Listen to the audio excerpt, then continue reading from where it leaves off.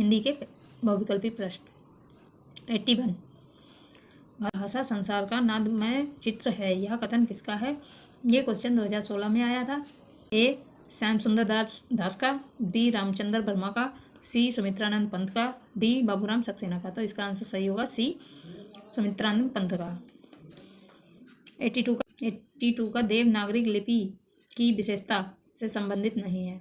ए जो बोला जाता है वही लिखा जाता है, बी एक वर्ण में दूसरे वर्ण का भ्रम नहीं होता है, सी शिरोरेखा का प्रयोग अनावश्यक केवल अलंकरण के लिए, डी एक वर्ण संकेत से अनिवार्यता एक ही ध्वनि व्यक्त होती है। तो इसका आंसर सही होगा सी। और ये क्वेश्चन 2017 के पेपरों में आया है। 83 भाषा की सबसे छोटी इकाई है, ए व्यंजन, बी शब्द, सी स्वर या डी वर्ण। तो इसका सही आंसर होगा डी वर्ण। 84 का देखते हैं। अनुग्रह शब्द का विलोम है, अनुग्रह शब्द का विलोम शब्द है, ए आग्रह, बी संग्रह, सी ग्रहण या डी विग्रह। तो इसका सही आंसर होगा डी विग्रह। ये क्वेश्चन 2015 के बेक पेपर में आया था। 85 का देखते हैं। अजब शब्द का अर्थ है, ए शंख, बी कमल, सी कपूर, डी उपयुक्त सभी। तो इसका सही आंसर होगा डी उपयुक्त सभी। 86 का देखते हैं। माँ तक के व्यंजन कहलाते हैं, ए ऊष्म, बी अंतस्थ, सी स्पर्श, डी संयुक्त। तो इसका आंसर सही होगा ए ऊष्म व्यंजन, बी अंतस्थ व्यंजन, सी स्पर्श व्यंजन या डी संयुक्त व्यंजन। तो ये इसका आंसर सही है सी स्पर्श व्यंजन। 87 का देखते हैं। निम्न में से कौन सा शब्द समुद्र का पर्यायवाची नहीं है? ए जलधि, बी पयोधि, सी उद्धि, डी उर्वशी। तो इसका सही आंसर होगा डी उर्वशी। उर्वशी समुद्र का पर्यायवाची शब्द नहीं है। 88 का देखते हैं। निम्न में से कौन सा शब्द हिमालय का पर्यायवाची नहीं है? ए गिरिराज, बी गिरिजेसर जैस, सी हिमादिर, डी नागराज। तो इसका सही आंसर होगा बी गिरिजेश। ये हिमालय का पर्यायवाची नहीं है। 89 का देखते हैं। निम्न में से कौन सा शब्द सरस्वती का पर्यायवाची नहीं है? ए महाश्वेता, बी बीड़ा पाणी, सी भारती, डी पद्मा। तो इसका सही आंसर होगा डी पद्मा सरस्वती का पर्यायवाची नहीं है। 19 का निम्न में से कौन सा शब्द सूर्य का पर्यायवाची नहीं है? ए निशाकर, बी प्रभाकर, सी दिनेश, डी दिनकर। तो इसका सही आंसर होगा ए निशाकर। 91 का देखते हैं। निम्न में से कौन सा शब्द सुंदर का पर्यायवाची नहीं है? ए लालमा, बी चारू, सी मंजूसा, डी जुल।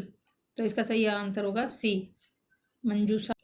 92 का उज्जवल का समानार्थी है, ए धवल, बी स्वच्छ, सी कुंठा, डी पवित्र। तो इसका सही आंसर होगा ए धवल।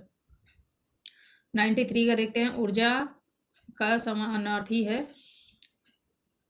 ए तीक्ष्ण, बी उष्णता, सी तीव्रता, डी ओज। तो इसका सही आंसर होगा डी ओज।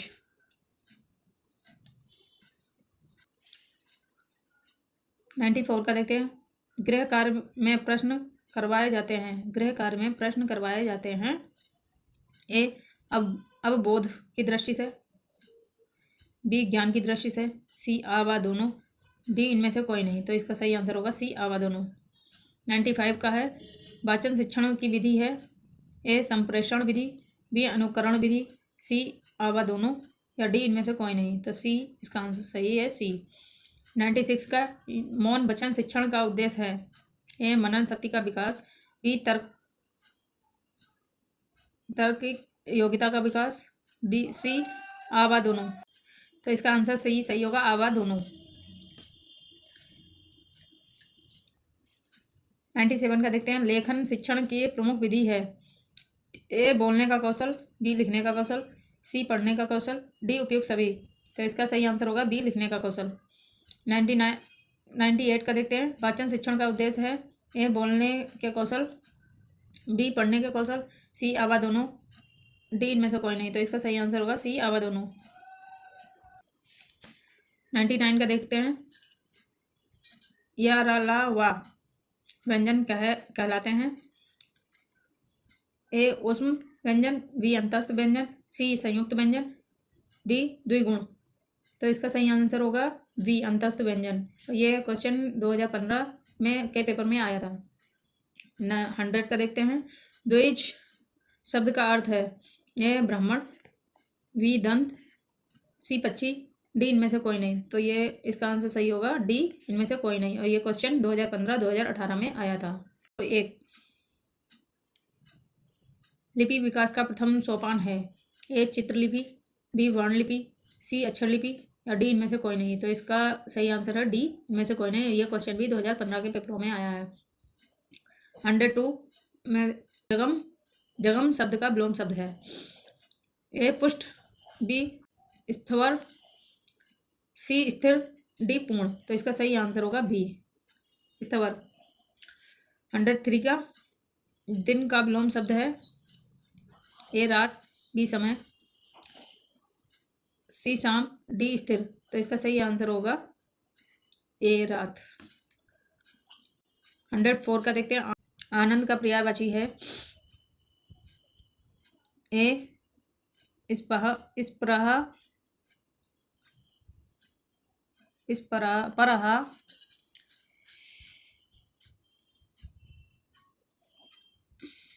ए स्परहा, बी सहकार, सी प्रमोद, डी प्रमाद। तो इसका सही आंसर होगा सी प्रमोद। 105 का देखते हैं। इंद्र का पर्यायवाची है ए महेश, बी पुरानंद, बी दास का पर्यायवाची है ए सेवक, बी किन्नर, सी नायक, डी सारथी। तो इसका सही आंसर है ए सेवक। 108 का विभावरी का पर्यायवाची है ए तपसा, बी चंद्रिका, सी तारणी, डी दक्षा। तो इसका सही आंसर होगा डी।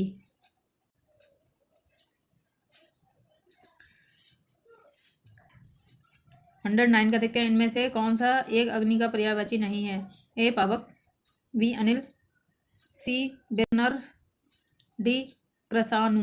तो इसका बी आंसर सही है, अनिल नहीं है आग का पर्यायवाची। चलिए देखते हैं 110 का। कतिपय का समानार्थी है शब्द ए शायद, बी अनेक, सी कुछ नहीं, डी थोड़ा। तो इसका आंसर सही होगा सी कुछ नहीं। 11 का देखते हैं। अर्धविराम होता है, अर्धविराम होता है ए विश्राम का घोतक व प्रश्न का घोतक, सी पूर्ण विराम के से कम, या डी अवतरण का घोतक। तो इसका सही आंसर होगा सी। 112 का देखते हैं। विराम का शाब्दिक अर्थ है ए थकान, बी व्यायाम, सी आराम, डी ठहराव। तो इसका सही अर्थ है, सही आंसर है ठहराव। विराम का है ठहराव। 113 का पूर्ण विराम से अभिप्राय है ए बीच में रुकना, बी पूरी तरह रुकना, सी थोड़ी देर के लिए रुकना, डी इनमें से कोई नहीं। तो इसका सही आंसर होगा बी पूरी तरह रुकना। 114 का देखते हैं। लघु 114 में है लघु का विलोम है ए भारी, बी बड़ा, सी वजन, डी गुरु। तो इसका आंसर सही होगा डी गुरु। पर्वत का समानार्थी है ए पादप, बी कूट, सी आगार, डी घन। तो इसका सही आंसर होगा बी कूट। 116 का देखते हैं। निम्न में से कौन सा एक शब्द आकाश का पर्यायवाची नहीं है ए पुष्कर, बी दिव्य, सी शांत, डी व्योम। तो इसका सही आंसर होगा सी शांत। 117 का नूतन का विलोम शब्द है ए पुराना, बी नवीन, सी पुरातन, डी प्राचीन। तो इसका सही आंसर होगा सी पुरातन। 118 का देखते हैं। यह वर्ण है ए उच्चिप, बी अंतस्थ, सी संयुक्त, डी ऊष्म। तो इसका सही आंसर है बी अंतस्थ। 119 का है। भाषा शिक्षण के अंतर्गत सुलेख से तात्पर्य है ए सुंदर लेख, बी शीघ्र लेख, सी देखकर लिखना, डी सुलेख शब्द लिखना। तो इसका सही आंसर है ए सुंदर लेखन। 120 का अंतस्थ व्यंजन की संख्या है। अंतस्थ व्यंजन की संख्या है ए 2, बी 3, सी 4 या डी 6। तो इसके आंसर सही है सी 4। और वे कौन कौन से हैं? या, रा, ला, वा। ये 4 अंतस्थ व्यंजन होते हैं। 121 का देखते हैं। स्पर्शी व्यंजनों की संख्या है ए 24, बी 25, सी 33, डी 51। तो इसका सही आंसर होगा बी। और ये प्रश्न 2022 के पेपर में आया था, यानी कि पिछले साल आया था। 122 में कौन सा महाप्राण है नहीं है? ए का, बी पा, सी ठा, डी फा। तो इसमें ए आंसर सही होगा, इसका का नहीं है महाप्राण। तो ये भी 2022 में आया है, क्वेश्चन पूछा गया। 123 का कृष्ण शब्द का विलोम है ए दृढ़, बी कठोर, सी स्थूल, डी मजबूत। तो इसका सही आंसर होगा सी स्थूल। 124 का देखते हैं। इनमें से भाषी कौशल नहीं है ए लेखन, बी गद्य, सी पठन, डी वाचन। तो इसका सही आंसर होगा बी गद्य नहीं है। चलिए फ्रेंड, अति लघु तरीके के कुछ क्वेश्चन देखते हैं। पहला प्रश्न, ध्वनि क्या है? भाषा की वह सबसे छोटी और सर्वाधिक महत्वपूर्ण इकाई ध्वनि है। क्या है? ध्वनि क्या है? ध्वनि भाषा की सबसे छोटी सर्वाधिक महत्वपूर्ण इकाई है। प्रश्न नंबर 2, भाषा किसे कहते हैं? उत्तर, ध्वनि चिन्हों की स्पष्टता को भाषा कहा जाता है। ध्वनि चिन्हों की स्पष्टता को भाषा कहा जाता है। तीसरा है, भाषा निर्माण का ढांचा किस पर निर्भर करता है? उत्तर, भाषा निर्माण का संपूर्ण ढांचा ध्वनि संकेतों पर निर्भर करता है। 4 का देखते हैं। ध्वनि विज्ञान का संबंध किससे है? उत्तर, ध्वनि विज्ञान का संबंध श्रवण कौशल से है। ध्वनि विज्ञान का संबंध श्रवण कौशल से है। 5 देखते हैं। हिंदी भाषा में स्वर और व्यंजन कितने हैं? हिंदी भाषा में स्वर 11 और व्यंजन तथा व्यंजन 33 होते हैं। स्वर 11 होते हैं और व्यंजन 33 होते हैं। स्वर किसे कहते हैं? जिन वर्णों का उच्चारण बिना अवरोध के मुंह से निकलता है स्वर कहलाते हैं। हिंदी में छुटा, बड़ा, ई, बड़ी ई, छुटऊ, बड़ऊ, ऋद, ए, ओ, औ तक कुल मिला के 11 सुर होते हैं। 7 का देखते हैं। दीर्घ स्वर किसे कहते हैं? इन शब्दों का उच्चारण करने में ह्रस्व स्वरों की अपेक्षा बहुत अधिक समय है, इन्हें दीर्घ स्वर कहते हैं। जैसे बड़ा आ, ई, उ, ए, ओ। ये क्वेश्चन 2018 में पूछा गया है। 8 का देखते हैं। स्पर्शी व्यंजन किसे कहते हैं? जब मुख द्वार को बंद करके खोलते हैं उससे वह हवा उच्चारण स्थानों को स्पर्श करती है, वे स्पर्शी व्यंजन कहलाते हैं। जैसे का, ख, घ, टा, ठा, डा, ढा, ता, था, धा, पा, फा, वा तथा भा। ये स्पर्शी व्यंजन हैं। 9 का है। स्पर्शी व संघर्षी व्यंजन किसे कहते हैं? तो उत्तर, जब मुख द्वार को बंद करके इस प्रकार बोलते हैं कि हवा स्थानों को कुछ रगड़ती हुई चलती है तथा उन्हें स्पर्शी व संघर्षी व्यंजन कहते हैं। जैसे चा, छा, झा। क्या कौन से हैं? चा, छा, जा, झा। ये स्पर्शी व्यंजन कहलाते हैं। 10 का देखते हैं। भाषा के कितने रूप हैं? क्या पूछ रहा है? भाषा के कितने रूप हैं? तो उत्तर देखते हैं, भाषा के दो रूप हैं, एक तो लिखित भाषा एवं मौखिक भाषा। या फिर हम बोल कर अपनी कोई भी बात है किसी को कहनी है तो हम या फिर बोल के कह सकते हैं या लिख के, मतलब या लिखित में दे सकते हैं या बोल के कह सकते हैं। तो लिखित है और मौखिक है। जो बोल के कहते हैं, जो बोल के समझाते हैं उसे मौखिक कहते हैं।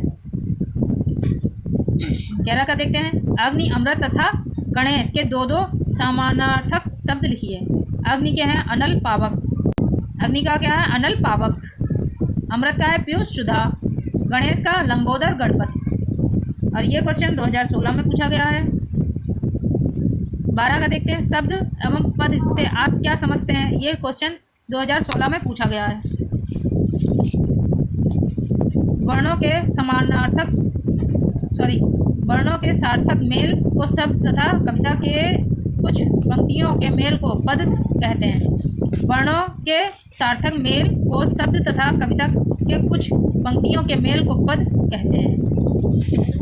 13 का देखते हैं, अंश व अंश में अंतर लिखिए अथवा अंश और अंश शब्द का अर्थ स्पष्ट कीजिए।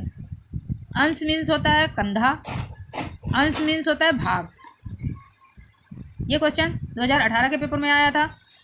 14 का देखते हैं, अज्ञ और उन्मुख शब्द का क्रमशः विलोम शब्द है। अज्ञ का विलोम शब्द है विज्ञ, उन्मुख का है विमुख। ये क्वेश्चन 2015 में पूछा गया, बैक पेपर में भी आया था। इनका देखते हैं, भ्रंग और विष्टप, भ्रंग और विष्टप शब्द के क्रमशः दो दो पर्यायवाची लिखिए। भ्रंग मीन्स होते हैं मधुकर, मधुकर भौरा, भ्रंग का क्या है मधुकर भौरा। विटप का है तरु पादप। 16 का देखते हैं, सुत लेख का क्या उद्देश्य है। सुत लेख का क्या उद्देश्य है। ये क्वेश्चन 2015 में 2 बार पूछा गया है और 18 और 22 में भी पूछा गया है। सुत लेख अथवा सुत लेख का अर्थ एवं महत्व बताइए। तो क्या है उत्तर, सुत लेख का अर्थ एवं महत्व। सुत लेख को अंग्रेजी भाषा में डिक्टेशन कहते हैं। अध्यापक बच्चों को कक्षा 5 में सुत लेख या सुलेख की शिक्षा देना शुरू कर दे तो अच्छा होगा। सुत लेख सुनकर लिखा जाता है, जिसमें शिक्षक बोलता है और छात्र उसे लिखते जाते हैं। सुत लेख का उद्देश्य है शब्द तथा वाक्यों को दुरुस्त करना तथा लिखने में तीव्रता का विकास करना होता है। 17 का देखते हैं, छा वर्ण किसके योग से बना है। वर्ण का नीचे हलन प्लस सा के योग से बना है। ये सन 2017 के क्वेश्चन पेपर में आया था। 18 का देखते हैं, व्यंजन का अभिप्राय स्पष्ट कीजिए। ये भी क्वेश्चन 2017 में आया था। व्यंजन किसे कहते हैं। जिन वर्णों के उच्चारण में मुख से निकलने वाली वायु के मार्ग में विभिन्न अंगों से टकराने के कारण अवरोधकता आती है उन्हें व्यंजन कहते हैं। ये स्वर की मदद से उच्चारित होते हैं।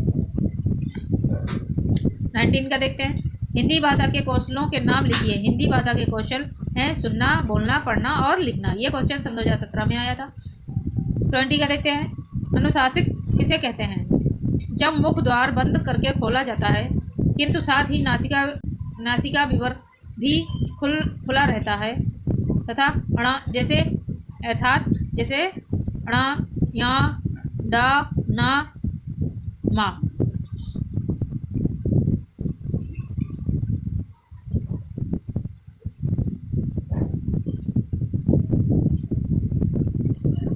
चलिए, तो ये कुछ क्वेश्चन है अति लघुत्तरी के जो मैंने आपको बताए हैं। जैसे कि इसमें कुछ इम्पोर्टेंट है जिन्हें मैं बता रही हूँ। जैसे कि देवनागरी लिपि की क्या विशेषता है। देवनागरी लिपि सुंदर एवं स्पष्ट है। हमारा मूल साहित्य इसी लिपि में संक्षिप्त है।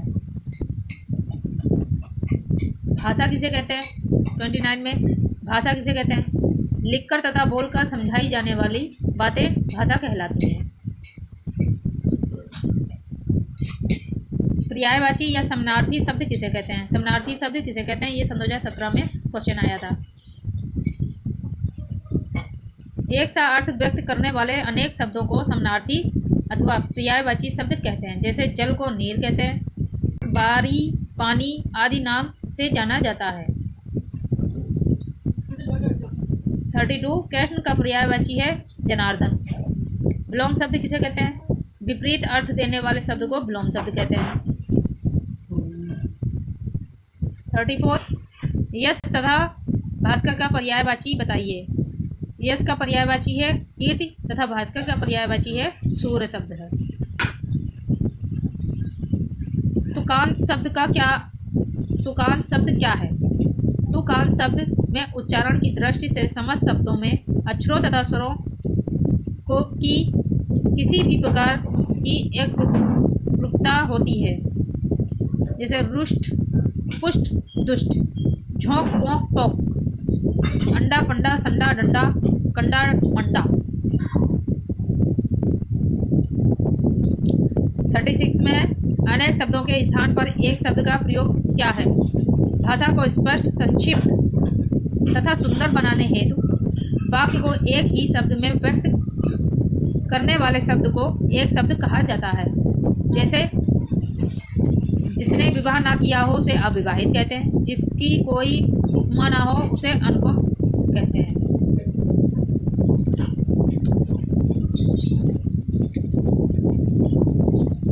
हिंदी के अंतर्गत कितने विराम चिन्हों का प्रयोग किया जाता है? हिंदी में मुख्यतः 11 विराम चिन्ह होते हैं और 11 विराम चिन्हों का प्रयोग किया जाता है। संघर्षी किसे कहते हैं? संघर्षी व्यंजन किसे कहते हैं? संघर्षी क्या होता है?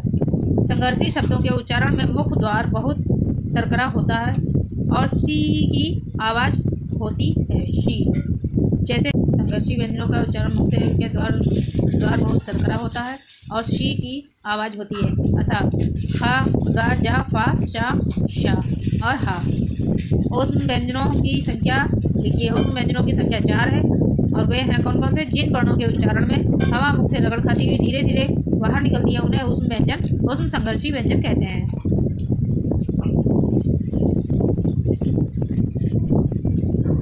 चलिए तो आज यहीं तक देखते हैं, इसके आगे कल की वीडियो में देखेंगे। चलिए, अगर आपको ये वीडियो अच्छी लगे तो लाइक करना, कमेंट करना मत भूलिएगा। चलिए, टेक केयर, बाय बाय।